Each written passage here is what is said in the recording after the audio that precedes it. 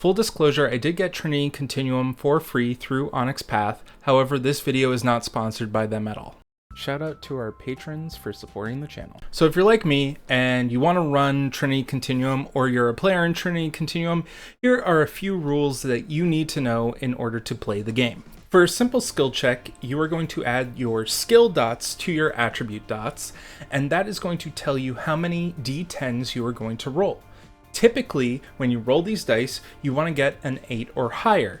In Aberrant, you want to get a 7 or higher, but that is technically a different system than Trinity Continuum Core. Now you count up the number of successes you rolled and compare it to the difficulty number of the task you're trying to complete. Note, Trinity Continuum does have the 10 again rule, which means if you roll a natural 10 on a 10-sided die, you get to add another die to your dice pool to roll. If you have at least one success that was rolled, you can add any additional enhancements that your characters have. Enhancements are typically a numerical bonus that will increase the number of successes that you've rolled. So if you roll one success and you have enhancement 2, you now have a total of 3 successes.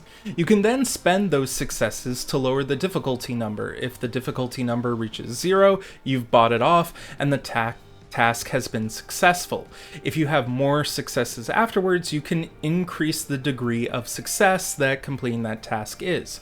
For instance, if you're picking a lock, maybe not only do you pick the lock, but you also are able to create a copy of the key so that you can come back later and reuse it. Some skill checks have what is called a complication. This is an additional hazard that the player has to buy off with successes in order to make sure it doesn't happen. An instance of this might be that if you're trying to disable the security system, there might be a complication that if you disable it, you might actually accidentally trigger a silent alarm for the big bad who runs the building. Sure, the giant alarm system hasn't been raised, but the big bad knows you're coming for them. In this case, what you would have to do is spend your extra successes that you would spend against the difficulty number in order to lower the complication number. Here's a quick example. I am trying to disable a security system. I roll my dice pool and I get 2 successes.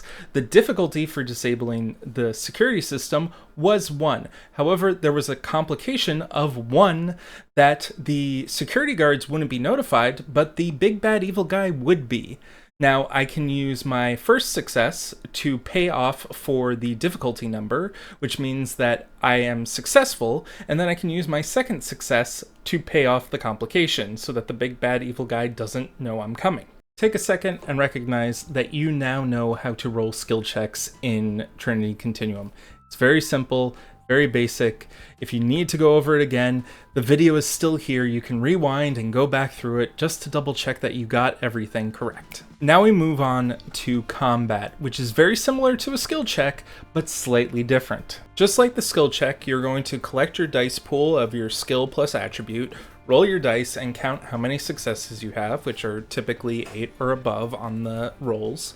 And then instead of rolling against a difficulty number, what you're going to be rolling against is going to be the defense of your target. So long as you get 1 success, you can add your enhancement bonus from your weapon to the number of successes that you roll. You then can buy off the defense of your target, and then with those extra successes, instead of being successful, you are now going to have to purchase stunts to do damage to the target. I'm going to put the stunts over here that you need to know, specifically inflict damage and critical.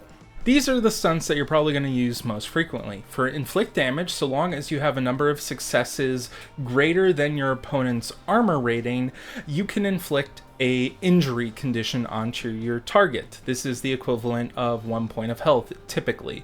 Now, if you have 4 extra successes after doing damage initially, you can now do a critical hit, which is essentially an extra point of injury condition on the target. So instead of doing 1 point of damage, you're now doing 2 points of damage. If the opponent has hard armor or cover, they can allocate the injury condition to the hard armor or cover instead. Once the hard armor or cover fills up on injury conditions, it is then destroyed or not usable anymore. There's also something called a defense roll. Now this is a free action. It doesn't cost anything to do, but you would roll a resilience attribute and then add the number of successes to your defense score against an attack. You can only do this once per turn, and the number of successes you roll stay static throughout all the additional attacks that occur. So for instance, if you are rolling your stamina and you roll 2 successes and you add it to your base defense of 1, you have now a defense of 3. If someone decides to attack you first at the first turn, top of the order, that's still defense 3. And if someone else decides to attack you, it's still defense 3. Nothing changes unless they use a stunt to lower your defense. If you want, you can double the number of dice that you roll if you take a full defensive action.